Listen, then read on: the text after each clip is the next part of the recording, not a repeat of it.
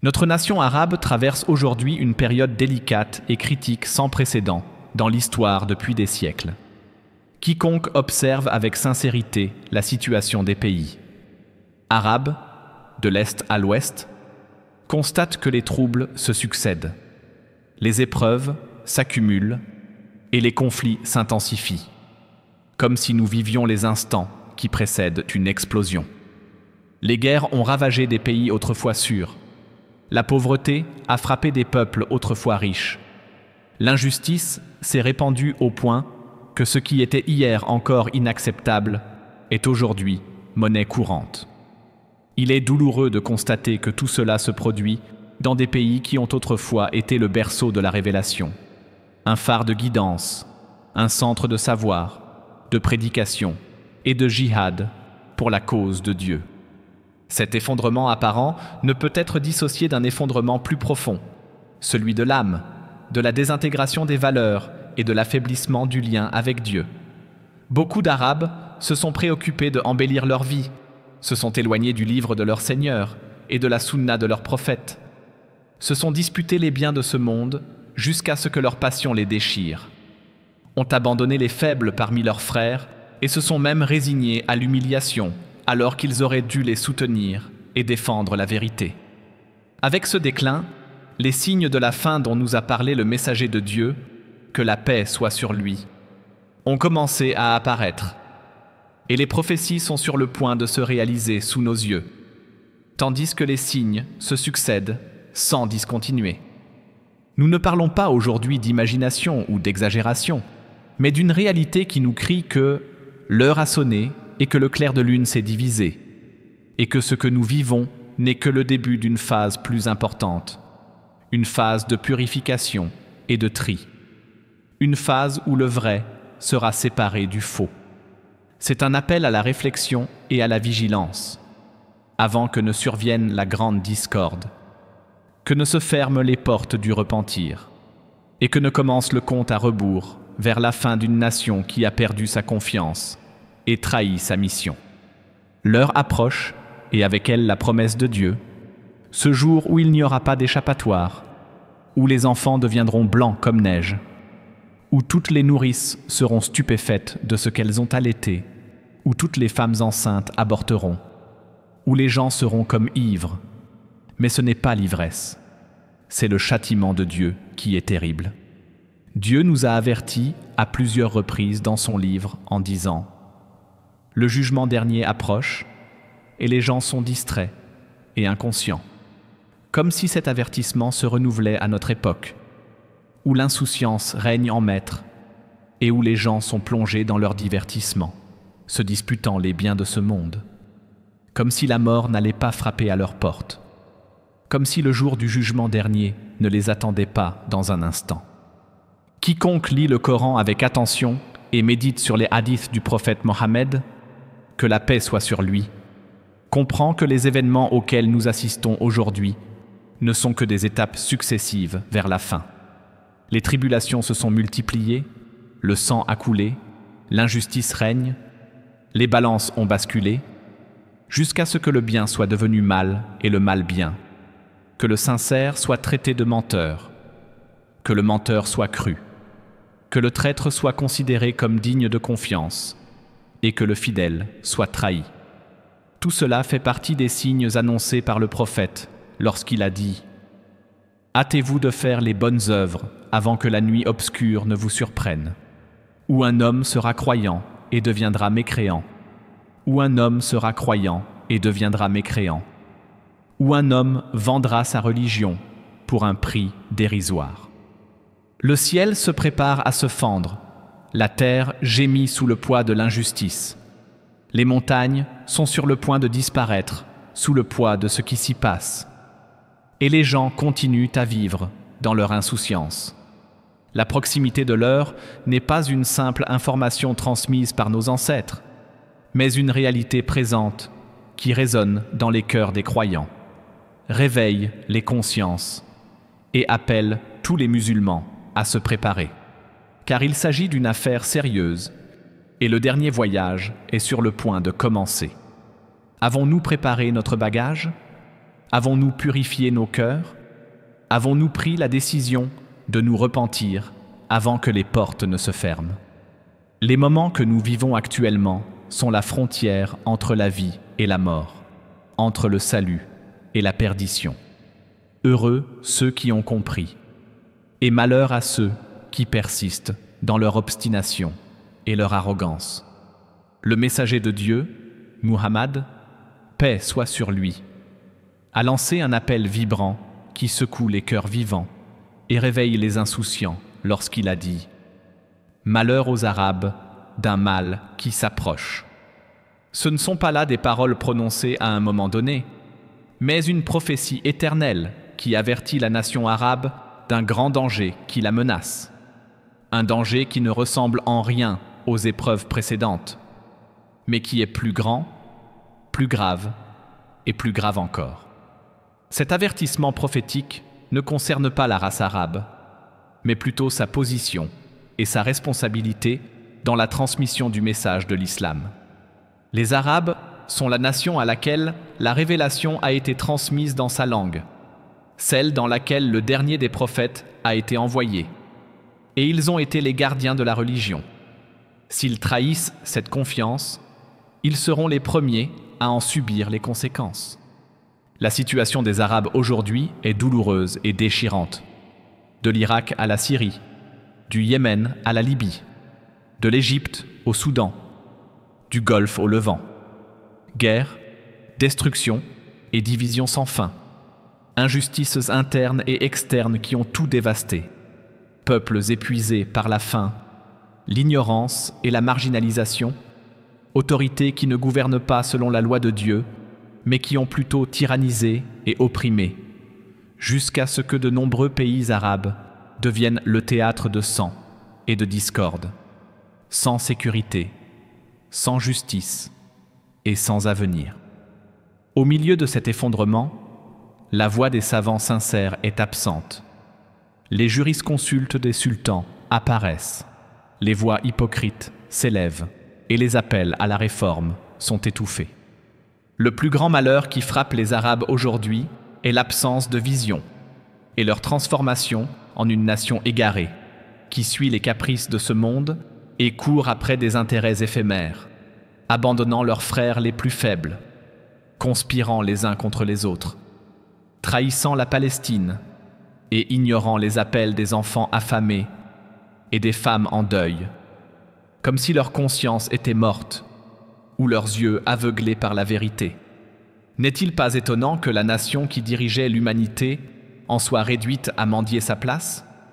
N'est-il pas triste que les peuples qui répandaient la lumière soient plongés dans les ténèbres? L'avertissement du prophète reste gravé en nous. Il nous crie chaque jour « Revenez avant que les portes ne se ferment. Réconciliez-vous avant que la discorde aveugle ne s'installe et ne vous dévore sans que vous vous en rendiez compte.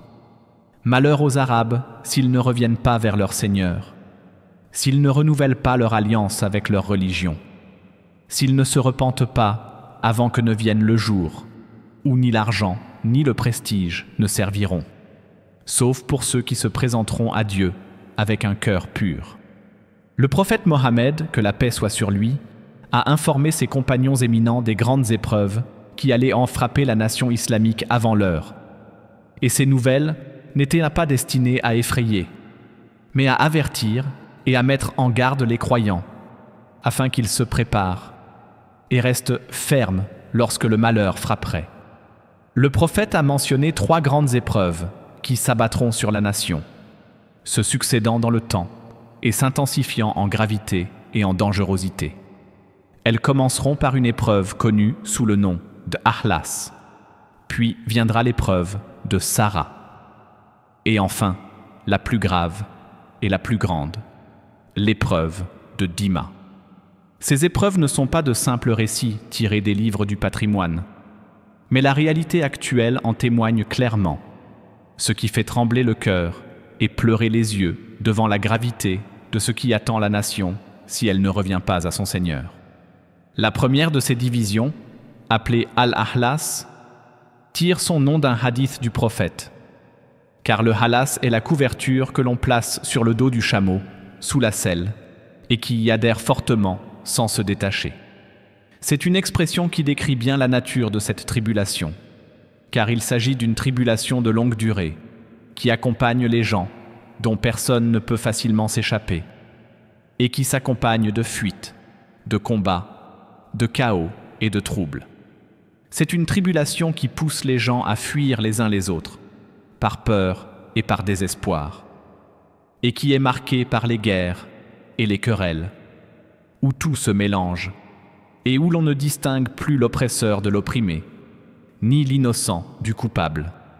C'est une tribulation marquée par le pillage, le vol et la convoitise des biens de ce monde, qui transforme les gens les uns envers les autres, comme des bêtes sauvages, jusqu'à ce que personne ne laisse rien à son frère.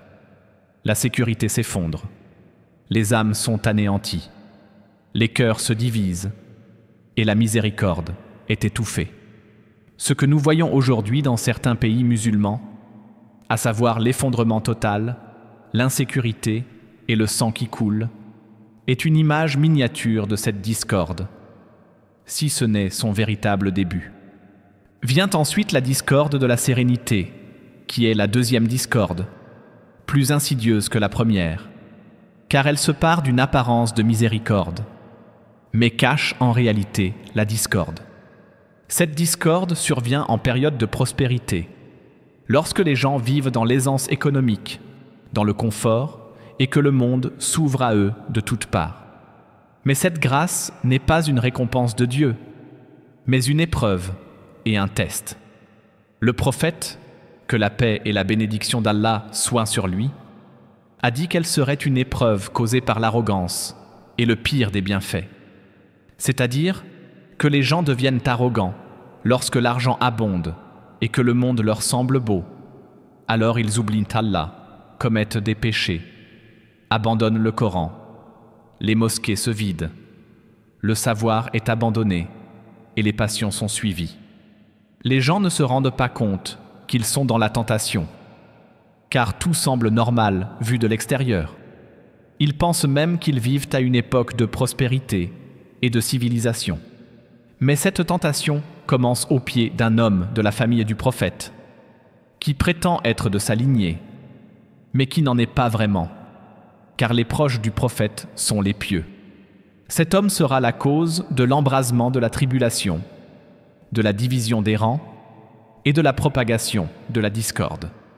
Après le chaos, les gens se rassembleront autour d'un homme boiteux, comme l'a décrit le prophète, c'est-à-dire un homme qui n'est pas apte à diriger, mais autour duquel les gens se rassembleront simplement parce qu'il n'y a personne d'autre. Mais il n'aura pas les qualifications nécessaires et ne pourra pas réparer ce qui a été corrompu, de sorte que la faiblesse persistera et que la nation restera dans le chaos. Puis vient la troisième discorde, la plus grande et la plus violente, la discorde de la Duhaïma. C'est une discorde noire, aveugle et sourde, qui ne laisse rien ni personne, qui frappe toute la nation, dont personne n'échappe, qui rend les gens fous par sa violence, qui fait disparaître la vérité et qui éteint la lumière. Le prophète, que la paix soit sur lui, a dit qu'elle n'épargnera personne dans cette nation, mais frappera chacun d'un coup, c'est-à-dire qu'elle lui infligera une épreuve ou un malheur. Même lorsque les gens penseront qu'elle est terminée, elle s'aggravera et s'intensifiera. À ce moment-là, un homme peut être croyant le matin et mécréant le soir, et mécréant le matin et croyant le soir, en raison de la violence des bouleversements, des pressions, des tentations et des craintes. Les gens vendront leur religion pour leur vie, et beaucoup perdront leur fermeté, et il ne restera plus de lumière dans les cœurs, sauf chez ceux que Dieu aura épargnés et affermis dans la vérité. Cette tribulation distingue les gens de manière très nette, jusqu'à ce qu'ils se divisent en deux camps. Un camp de la foi sans hypocrisie et un camp de l'hypocrisie sans foi. Les masques tombent, les croyants sont distingués des hypocrites, et le vrai du faux. C'est la phase qui précède immédiatement l'apparition du Dajjal, comme l'a dit le prophète. Quand cela arrivera, attendez le Dajjal le jour même ou le lendemain. C'est la ligne de démarcation entre le temps des tribulations et le temps des grands signes. Ce que nous vivons aujourd'hui, à savoir les troubles idéologiques et intellectuels, la guerre contre les valeurs, la confusion autour de l'islam et l'affaiblissement des principes, n'est peut-être que le prélude à l'apparition du Dajjal. Ou peut-être a-t-il déjà commencé, et nous devons en prendre conscience. Ce sont des épreuves successives, chacune préparant la suivante, et toutes touchant directement la nation. Et si nous ne sommes pas en plein dedans, nous en sommes sans aucun doute à leurs prémices. Le prophète, paix et bénédiction sur lui, en parlait souvent à ses compagnons afin de les sensibiliser et de leur enseigner le chemin du salut. La fermeté dans ces épreuves ne vient pas de la raison seule, ni de l'intelligence politique, mais de la piété, de la certitude, de la patience et de l'attachement à Dieu. C'est un appel à revenir vers Allah et à préparer nos âmes à ce qui va arriver.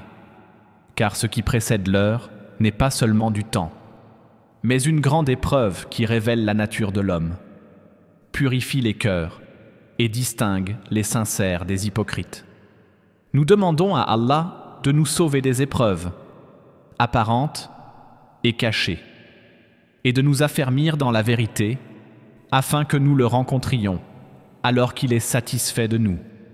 L'une des prophéties les plus étonnantes rapportées par le prophète Mohammed, que la paix soit sur lui, et qui continue d'émouvoir les cœurs et d'attirer l'attention à notre époque, est celle concernant le fleuve Euphrate, qui révélera un jour un trésor d'or.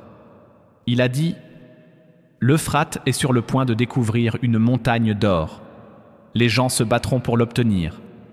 Et sur 100, 90 seront tués. Et chacun dira « Peut-être serai-je celui qui sera sauvé. » Et dans une autre version, « Que celui qui y assiste ne prenne rien. » Peut-être serai-je celui qui survivra. Dans une autre version, « Que celui qui sera présent n'en prenne rien. » Ce hadith nous révèle une grande épreuve qui aura lieu à la fin des temps. Une épreuve de cupidité et d'avidité. Une épreuve où des centaines de vies seront perdues pour de l'or et pour les biens éphémères de ce monde. Les savants ont interprété le recul du fleuve Euphrate comme pouvant être le résultat de l'assèchement de ses eaux ou du changement de son cours, ce qui conduirait à la découverte de ce qui était enfoui dans ses profondeurs depuis des siècles. On pense que ce trésor, ou cette montagne, est enfoui sous la terre au fond du fleuve, et qu'il apparaîtra à la surface si le niveau de l'eau baisse. Il est étonnant que certains rapports récents commencent à parler d'une baisse sans précédent du niveau du fleuve Euphrate, ce qui rappelle cette parole du prophète et ouvre la porte à la réflexion sur la proximité de la réalisation de cette prophétie. Cette discorde n'est pas seulement une lutte pour la richesse, mais aussi une épreuve de foi pour ceux qui en sont témoins. Le prophète, paix soit sur lui, n'a pas seulement interdit le combat, mais a également ordonné à ceux qui y assistent de ne rien prendre, car il savait qu'à ce moment-là, les âmes seraient agitées, les passions enflammées, et le sang coulerait pour l'or. C'est un moment décisif qui révèle à quel point les gens sont attachés à ce monde et prêts à vendre leur vie et leur religion pour un tas de poussière jaune. Et nombreux sont ceux qui vivent cette discorde dans leur cœur, même s'ils ne l'ont pas vue de leurs propres yeux. Ce que vit aujourd'hui la nation arabe n'est plus seulement un effondrement politique ou économique, mais une crise qui touche au plus profond de l'âme, au point que la crise des régimes et des gouvernements est devenue une crise de la foi et une perte d'identité. De nombreuses sociétés arabes ont perdu le cap qui les guidait vers la justice, la miséricorde et la réforme. Une culture de l'égoïsme et de la division s'est installée. Les voix de la corruption se sont fait entendre. Celles de la vérité se sont tues. Le mensonge a pris le dessus sur les tribunes. Et la religion s'est transformée en slogan creux dans les couloirs des médias et de la politique. Au milieu de cet effondrement, les peuples ont été abandonnés les drapeaux de l'injustice ont été hissés, les frères se sont disputés. Le discours de la trahison a prévalu, jusqu'à ce que les membres d'une même nation deviennent ennemis les uns des autres, et que les murs qui protégeaient la dignité de l'homme musulman s'écroulent.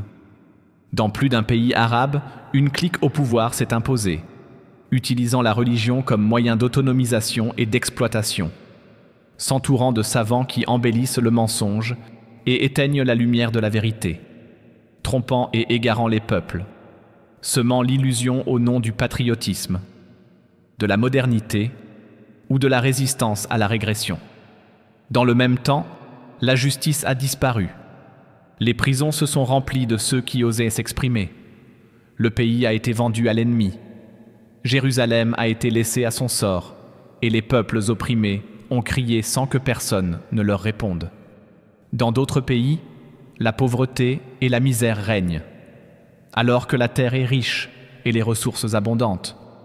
Mais la corruption les a dévorés, et les oppresseurs les ont volés sans vergogne et sans compter.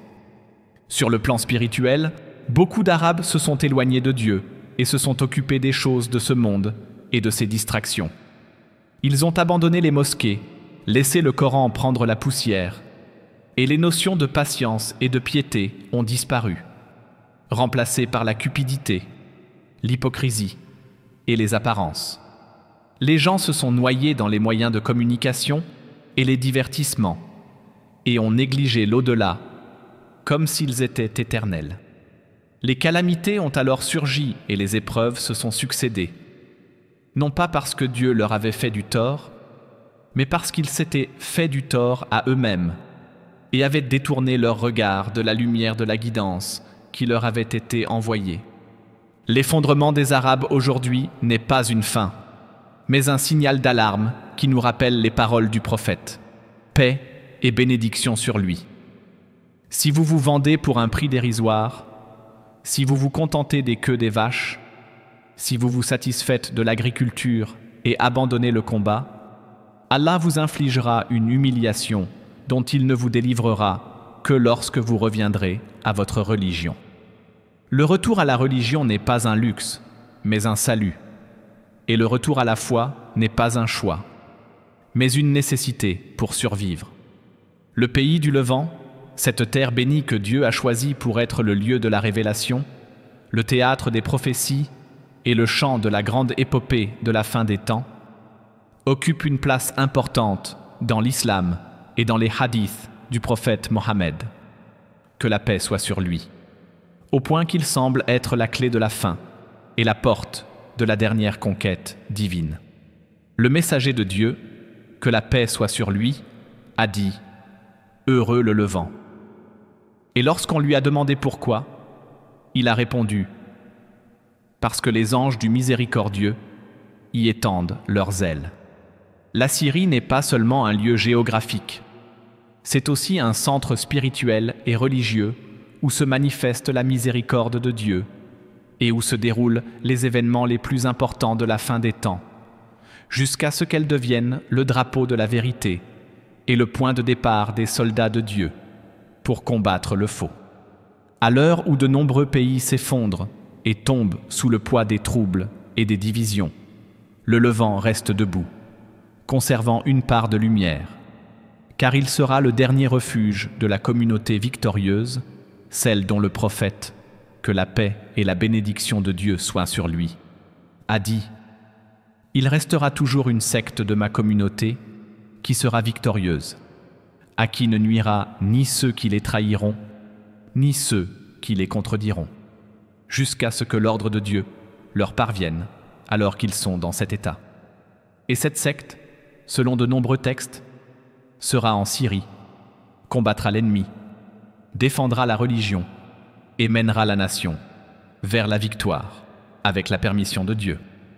Et c'est de Syrie, plus précisément de Damas, que descendra Jésus, fils de Marie, paix soit sur lui, au moment où l'imam Mahdi aura pris la tête des musulmans.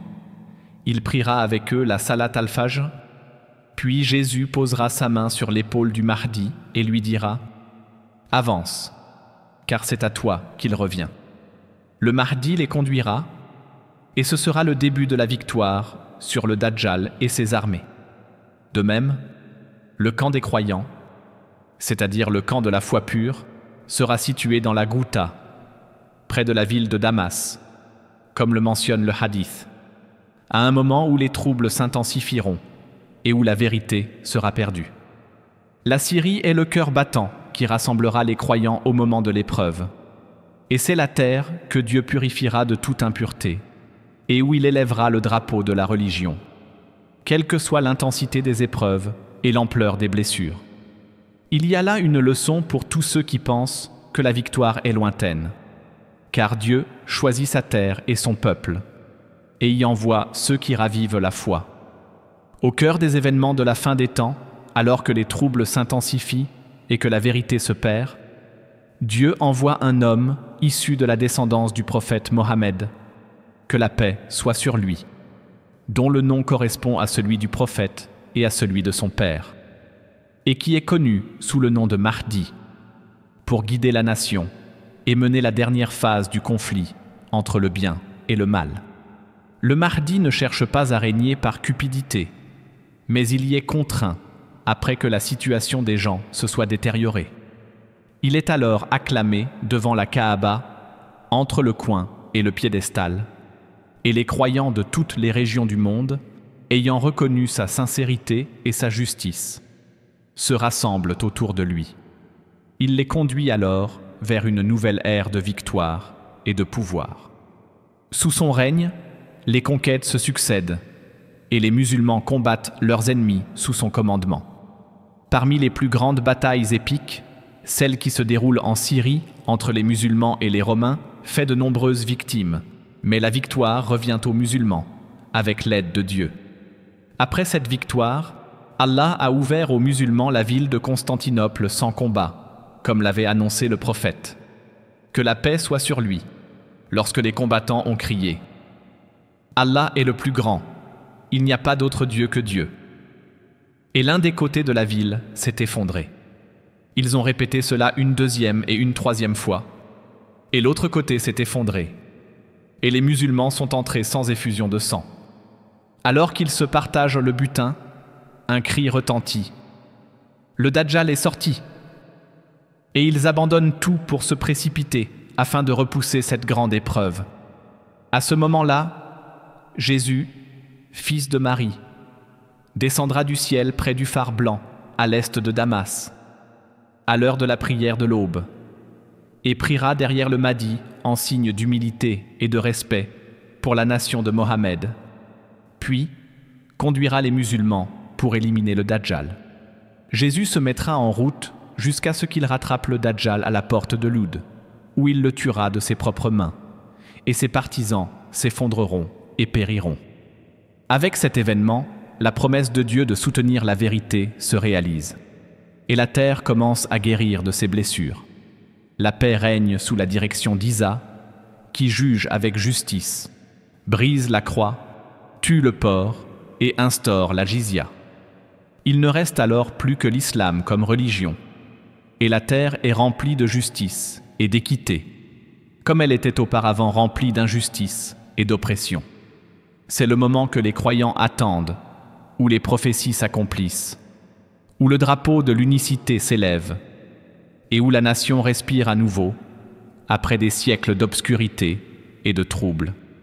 Lorsque les troubles s'intensifient et que l'obscurité envahit la nation, que les repères sont perdus, que les voix se confondent et que la vérité est masquée par la poussière, les gens arrivent à un point de non-retour où il n'y a plus de place pour l'hésitation ou la neutralité. C'est la phase dont a parlé le prophète Mohammed, que la paix soit sur lui, lorsqu'il a dit que les gens se diviseraient en deux camps, un camp de la foi sans hypocrisie et un camp de l'hypocrisie sans foi. Il ne s'agit plus de simples opinions ou de divergences, mais chaque personne appartient clairement à l'un des deux camps, soit celui de l'unicité, de la sincérité et de la certitude, soit celui du doute, de l'hypocrisie et de la déviation de la vérité. À notre époque, les slogans ne servent à rien L'inconstance n'est pas acceptée. Mais les gens sont examinés à la loupe jusqu'à ce que l'on puisse distinguer le sincère du menteur, le dévoué de l'hypocrite. Celui qui n'est pas avec la vérité est contre elle, et celui qui ne se sacrifie pas pour sa religion périt dans la discorde de sa vie. Et la tentation atteint un tel degré d'intensité qu'elle fait qu'un homme devient croyant et finit par devenir mécréant, vendant sa religion pour un maigre gain matériel, par peur, par cupidité ou par désespoir. C'est ce que nous voyons aujourd'hui sous de multiples formes. Lorsque certains renoncent à leurs principes pour un poste, de l'argent ou une sécurité illusoire. Et lorsque cette grande division sera achevée, que le voile sera levé et que les visages apparaîtront sous leur vrai jour, on attendra l'apparition du Dajjal, le plus grand des menteurs, par lequel Dieu mettra ses serviteurs à l'épreuve. Et seuls ceux qui auront bénéficié de la miséricorde de Dieu et dont la foi sera inébranlable dans leur cœur, lui resteront fidèles. Quant aux hypocrites et aux cœurs malades, ils se laisseront entraîner derrière lui. Et il apparaîtra alors que la division n'était pas le fruit du hasard, mais une promesse divine de séparer les rangs et de purifier les cœurs, en préparation de la dernière phase du conflit avant l'heure. Nous sommes aujourd'hui à l'aube d'une étape décisive, où la ruse et la procrastination ne servent à rien, car les signes de Dieu se sont révélés à nous, les prophéties de son prophète, que la paix soit sur lui, se sont réalisées les unes après les autres. Et nous voyons de nos propres yeux ce qui était hier encore invisible. Les tribulations qui précèdent l'heure ne sont plus des récits, mais une réalité vécue par les gens, avec le sang qui coule, les croyances qui sont ébranlées, les cœurs qui sont bouleversés, et la distinction entre le vrai et le faux qui devient de plus en plus claire pour ceux qui veulent bien voir. Il ne nous reste plus qu'à revenir sincèrement vers Allah et à renouveler notre alliance avec lui avant que l'ange Gabriel ne souffle dans les cornes, que les portes du repentir ne se ferment et que le jugement dernier ne commence. Cet appel n'est pas destiné à effrayer, mais à sauver, non pas à rabaisser, mais à faire preuve de miséricorde, car la porte de Dieu est encore ouverte et le retour vers lui est possible à tout moment. Mais cela ne durera pas éternellement. Celui qui voit ces signes et les ignore, qui préfère le présent à l'avenir, risque d'être pris au dépourvu. Agissons avant qu'il ne soit trop tard. Renouvelons notre foi, restons attachés à la vérité et demandons à Dieu de nous aider à rester fermes jusqu'à ce que nous le rencontrions, satisfait de nous, car c'est là la grande victoire.